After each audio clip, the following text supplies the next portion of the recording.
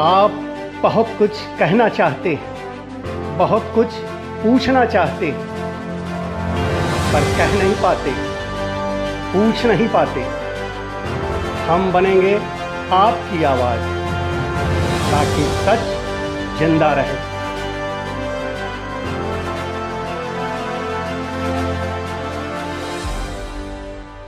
बुनकर हड़ताल पर और सरकार खामोश। बिजली का सवाल बन गया है बवाल। हड़ताल जारी रहेगी या टूट जाएगी?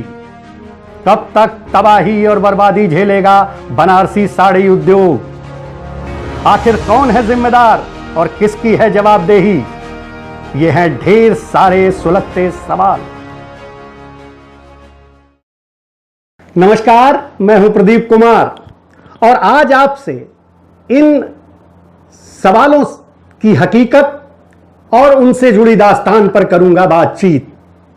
दरअसल ये सवाल सिर्फ बनारस के बुनकरों से नहीं, बल्कि सूबे के उन करोड़ों लोगों की जिंदगी और उनके वजूद से जुड़े हुए हैं जो अपनी बिनकारी के हुनर से न सिर्फ अपनी जिंदगी की गाड़ी खींचते रहे हैं, बल्कि प्रदेश की अर्थव्यवस्था में अपना जबरदस्त योगदान भी देते रहे हैं।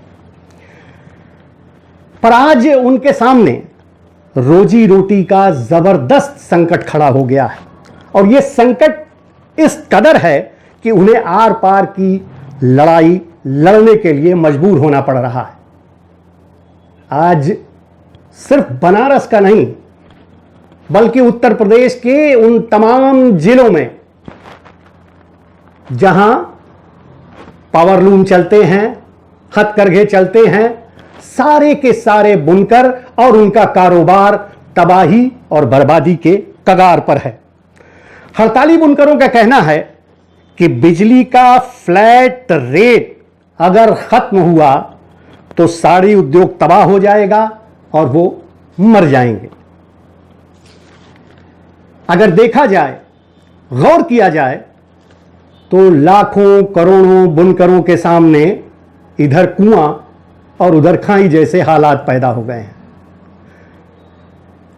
सबसे खास बात तो ये कि पहले से नोटबंदी, फिर जीएसटी और उसके बाद कोरोना की मार झेल रहे साड़ी उद्योग पर अब ये बिजली का फ्लैट रेट वाला मसला बिजली बन के टूट पड़ा है। अगर बिजली का फ्लैट रेट खत्म हो गया तो यह तय मानिए कि बनारस ही नहीं, पूरे उत्तर प्रदेश से ये जो बिनकारी का कारोबार है वो पूरी तरह से तबाह हो जाएगा, बर्बाद हो जाएगा। बुनकरों का कहना है कि मुलायम, मायावती और अखिलेश यादव के शासनकाल में बिजली का फिक्स रेट था 72 रुपए कुछ पैसे के हिसाब से। यह महीने में वसूला जाता था, यानी पूरे एक महीने तक पावरलूम चलते थे और बुनकर को 72 रुपए कुछ पैसे फ्लैट रेट पर बिजली का भुगतान करना पड़ता था। लेकिन अब अगर फ्लैट रेट खत्म हुआ, जैसा कि सरकार का फरमान है, तो यह तय मानिए कि हालात बड़े बदतर हो जाएंगे। फ्लैट रेट खत्म और बुनकरों को मीटर पर रीडिंग के आधार पर बिजली बिल का भुगतान करना पड़ेगा। और मीटर भी कौन? Smart meter. इस स्मार्ट मीटर को लेके पूरे उत्तर प्रदेश में पहले से ही हाय तौबा मची हुई है। इस मीटर की कारसाजी को लेकर प्रदेश के बिजली मंत्री तक को अभी हाल में बयान देना पड़ा है कि मामला कहीं कुछ गड़बड़ है, इसकी जांच होनी चाहिए और जांच होगी। बहरहाल इस पर फिर कभी बातचीत होगी, लेकिन आज तो बुनकरों की हड़ताल और उनके हड़ताल की मांग और आज के हालात पर। आज बनारस के अंदर कोई दिन ऐसा नहीं जा रहा है जब हड़ताली बुनकर सड़क पर न उतर रहे हों। कहीं धरना दे रहे हैं, कहीं जुलूस निकाल रहे हैं, कहीं कैंडल मार्च कर रहे हैं। बुनकरों के इलाके का सन्नाटा उनके आंदोलन से ही टूट रहा है। और सन्नाटा कौन सा? पावरलूम का शोर बंद है, करघे बंद है, सिर्फ मांग गूंज रही है, सिर्फ नारे गूंज रहे हैं। दरअसल ये फ्लैट रेट, अब लोगों के दिमाग में सवाल उठता है कि आखिर है क्या ये फ्लैट रेट। दरअसल इस फ्लैट रेट की व्यवस्था तब हुई थी जब यहां से बुनकर पलायन कर रहे थे, बड़ी संख्या में पलायन कर रहे थे, और एक बहुत बड़ी समस्या खड़ी हो गई थी। बनारस के बुनकर कर्नाटक जा रहे थे, बनारस के बुनकर आंध्र जा रहे थे, बनारस के बुनकर गुजरात जा रहे थे, सूरत जा रहे थे, और उस समय भी भारी संकट का सामना कर रहा था बनारसी वस्त्र उद्योग, यानी बनारसी साड़ी का कारोबार। ये पलायन रोका कैसे जाए, इसके लिए तत्कालीन सरकारों ने तमाम कदम उठाए, लेकिन जो सबसे बड़ा फैसला लिया गया 2006 में, वो फैसला यह था कि एक फिक्स चार्ज पर बिजली का बिल बुनकरों को अदा करना हो। और इसी के बाद फिर किसी तरह से पलायन रुका, और फिर यहां साड़ी कारोबार, जो बनारसी साड़ी का कारोबार है, वो आकार लेने लगा, फिर से अपने पांवों पर खड़ा होने लगा। लेकिन इतने वर्षों बाद अब अचानक फिर से मीटर से भुगतान की बात बुनकरों के सामने मुसीबत का पहाड़ बन गई है। इसे लेकर कई तरह की बातें चर्चा में हैं, चर्चाएं हैं, लोग अपनी अपने कयास लगा रहे हैं, विश्लेषक भी जुटे हुए हैं, और इसके कारण और निवारण की बातें भी हो रही हैं। लेकिन जो सबसे बड़ी बात हो रही है, कुछ लोग ये मान के चलते हैं, या कुछ लोगों को यह लगता है कि इस कारोबार में सिर्फ मुसलमान हैं, यानी बुनकर सिर्फ मुसलमान है। और ये सबसे बड़ी गलतफहमी है इस सोच को लेकर। दरअसल ये जो कारोबार है, साड़ी का कारोबार, पावरलूम, हथकरघा, इस काम में हिंदू मुसलमान दोनों हैं, और दोनों की संख्या लगभग बराबर है।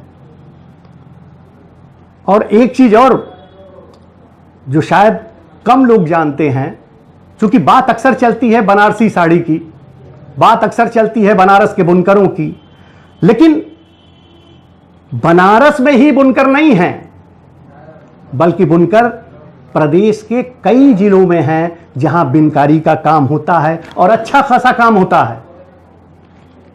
मऊ, आजमगढ़, चंदौली, गोरखपुर, बस्ती, फैजाबाद समेत और कई जिलों में बुनकर बिनकारी का काम करते हैं। और आज की तारीख में अगर देखा जाए तो बुनकरों की तादाद उत्तर प्रदेश के अंदर करोड़ों में है। एक अनुमान के मुताबिक पूरे प्रदेश में तकरीबन 5 से 6 करोड़ बुनकर हैं जो इस कारोबार से जुड़े हुए हैं। अकेले बनारस में अगर बनारस की संख्या ली जाए तो 7 से 8 लाख की संख्या का अनुमान लगाया जाता है। और इसके साथ ही एक खास बात और है कि सिर्फ बुनकर ही नहीं, उनसे जुड़े हुए और तमाम ऐसे कारोबार हैं जिसमें हजारों की तादाद में लोग जुड़े हुए हैं। यानी बनारसी वस्त्र उद्योग एक बड़े उद्योग और रोजगार देने का माध्यम और प्रदेश की अर्थव्यवस्था में अपनी भूमिका अदा करने का एक जरिया है। यहां एक बात और कही जाती है, बड़ी तेजी से कही जा रही है। वो बात यह कि बुनकरों को फ्लैट रेट पर बिजली दी जाती थी, यानी 72 रुपए कुछ पैसे के हिसाब से, और सस्ती बिजली लेकर बुनकर दूसरे कारोबार करते थे, एसी चलाते थे। तो भाई ये एक और सवाल खड़े किया जा रहा है, इसकी काफ़ी चर्चा है। लेकिन फिर इसी के साथ ये बात भी सामने आती है कि चंद लोगों की सजा, चंद लोग अगर गड़बड़ी कर रहे हैं, अगर बिजली का दुरुपयोग कर रहे हैं, सस्ती बिजली उनको मिल रही है और उस बिजली का वो धंधा कर रहे हैं, उन चंद लोगों को चिन्हित करने के बजाय पूरे कारोबार पर एक संकट का बादल खड़ा कर दिया जाए, एक ऐसा फैसला ले लिया जाए जिसके चलते कारोबार की चूलें हिल जाएं, बुनियाद हिल जाए। क्या ये उचित होगा? ये बड़ा सवाल है। अगर गड़बड़ी थी तो उसमें बराबर की हिस्सेदारी बिजली विभाग की भी रही है। अगर गड़बड़ी थी तो वो गरीब बुनकर के स्तर पे नहीं थी, वो गड़बड़ी कुछ लोग कर रहे थे। क्या सरकार के पास ऐसा कोई मैकेनिज्म नहीं है जिसके जरिए जो इस तरह की गड़बड़ी करते हैं उनके खिलाफ कार्रवाई हो, उनसे वसूली हो? लेकिन बाकी जो बड़ी तादाद में लोग हैं, जिनकी तादाद करोड़ों में है, लाखों में है, उनको ध्यान में रखते हुए फैसले लिए जाने की ज़रूरत है ताकि इस कारोबार का वजूद बना रहे। ये मसला बढ़ता ही चला जा रहा है और ये तय मानिए कि आने वाले दिनों में ये आंदोलन और व्यापक शक्ल अख्तियार कर सकता है, क्योंकि बुनकरों के सामने अब कोई रास्ता नहीं रह गया है। अगर बिजली का फ्लैट रेट नहीं हटता है तो तय मानिए कि कारोबार खत्म हो जाएगा। मरना उस तरह भी है, बर्बाद होना उस तरह भी है, तबाही उस तरफ भी है, और अगर लगातार हड़ताल जारी रहती है तो तबाही इस तरफ भी है। एक अनुमान के मुताबिक रोजाना 100 करोड़ रुपए का कारोबार बनारसी वस्त्र उद्योग का होता है, बनारसी साड़ी का होता है। लेकिन आज कई दिनों से और एक पखवाड़े से अधिक का वक्त हो रहा है, ये कारोबार का लेन देन पूरी तरह से ठप है। उत्पादन ठप है, बिक्री ठप है, और जो बातें उभर के सामने आ रही है, जो जानकारी उभर के सामने आ रही है, उसके मुताबिक इस फेस्टिवल सीजन में जो करोड़ों के ऑर्डर थे वो ऑर्डर रद्द हो चुके हैं। तो तबाही इस तरफ भी, तबाही उस तरफ भी, बुनकरों के सामने बड़ी विचित्र स्थिति है। और इन सब चीजों के बीच एक और चीज सामने आई है कि अब तमाम राजनीतिक दलों के लोग भी बुनकरों की इस लड़ाई को अपना समर्थन देने के लिए आगे आ रहे हैं। अभी हाल में ही कांग्रेस के नेता प्रियंका गांधी ने प्रदेश के मुख्यमंत्री योगी आदित्यनाथ को खत लिख के मांग की है कि बुनकरों की मांग जायज है, मैं उसका समर्थन करती हूं। सरकार को सहानुभूतिपूर्वक विचार करते हुए बुनकरों से फ्लैट रेट पर ही वसूली की जानी चाहिए, बिजली का भुगतान लिया जाना चाहिए। प्रियंका गांधी ने अपने खत में साफ साफ लिखा है कि 2006 में सरकार ने इस उद्योग की बेहतरी के लिए, इस उद्योग की बहबूदी के लिए इसी इरादे से यह फैसला लिया था। लेकिन अब उस फ्लैट रेट को खत्म करने से इनकी तबाही तय है। ऐसे में सरकार को फ्लैट रेट्स को खत्म किए जाने का फैसला वापस लेना चाहिए। सिर्फ प्रियंका गांधी नहीं बल्कि प्रदेश के पूर्व मंत्री, सपा के नेता और मौजूदा वक्त में एमएलसी शत्रुल प्रकाश ने भी मांग की है कि बुनकरों से फ्लैट रेट की सुविधा न छीनी जाए।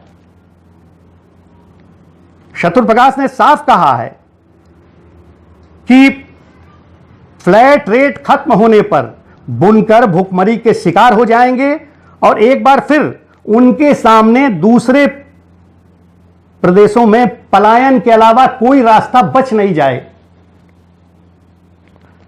यह गौरतलब बात यह है कि शत्रुल प्रकाश ने 2018 में विधान परिषद में भी यह सवाल मजबूती से उठाया था। कहा जा रहा है कि इस मुद्दे पर राजनीति हो रही है। सरकार की तरफ से ये बातें आने शुरू हो गई कि राजनीति हो रही है। बिल्कुल, राजनीतिक दल राजनीति नहीं करेंगे तो और क्या करेंगे। और अगर बुनकरों के और बनारसी साड़ी उद्योग के वजूद के सवाल पर अगर राजनीति होती है तो शायद इसे गलत नहीं कहा जाना चाहिए। राजनीति इन्हीं मुद्दों पर होनी चाहिए। रोजगार के सवाल पर राजनीति होनी चाहिए। राजनीति हो, राजनीति का मुद्दा बने शिक्षा, राजनीति का मुद्दा बने चिकित्सा, राजनीति का मुद्दा बने उद्योग, व्यापार, कारोबार।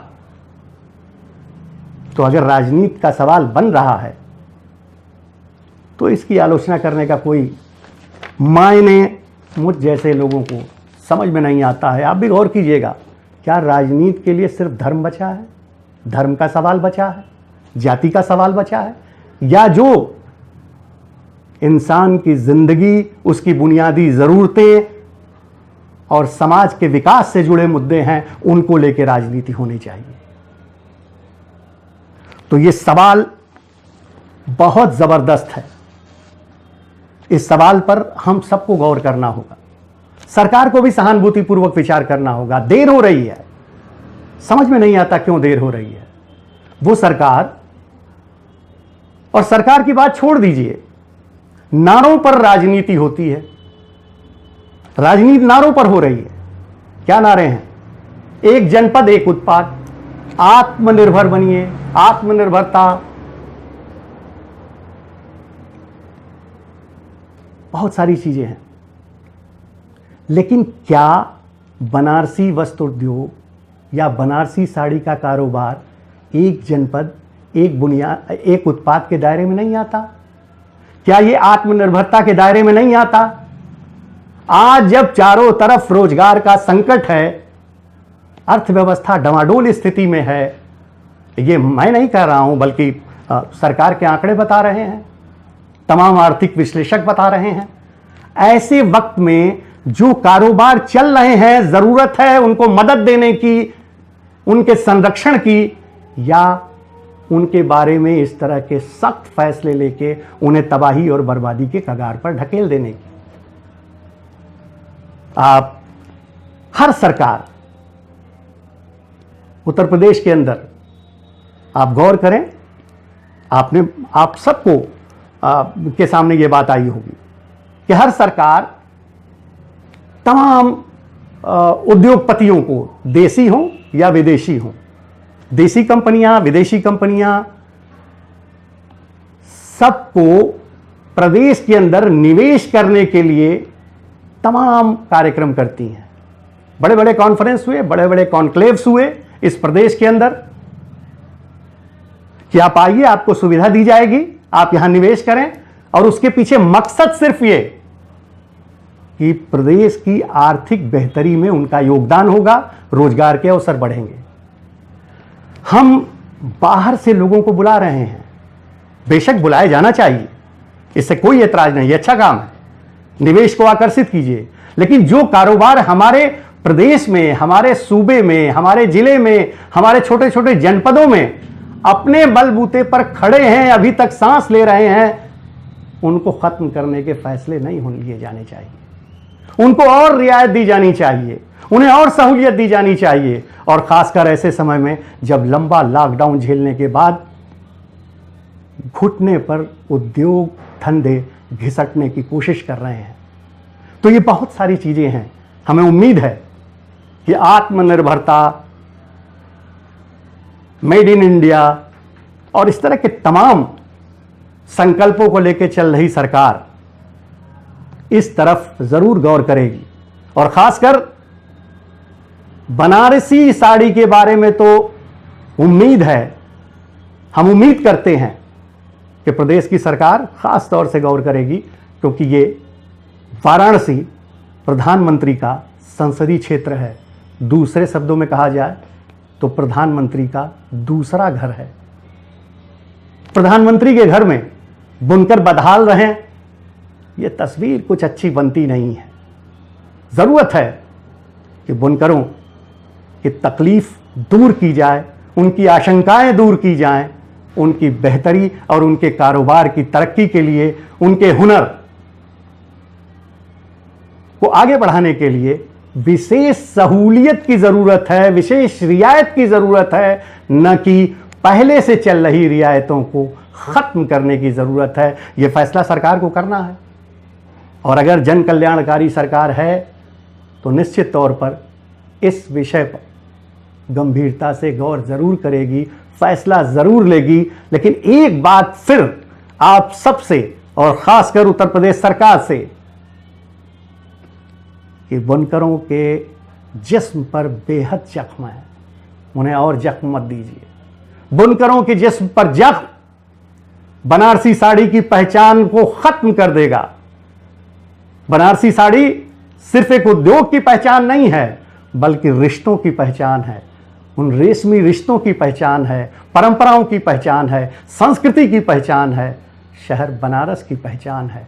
एक ज़बरदस्त रवायत है, इस रवायत को ख़त्म ना होने दें। तो आज बस इतना ही, लेकिन चलते चलते एक 2 लाइन का शेर ज़रूर आपके सामने, पता नहीं मैं नहीं जानता किसने लिखा है, लेकिन मुझे लगता है कि बड़ा मौजू है।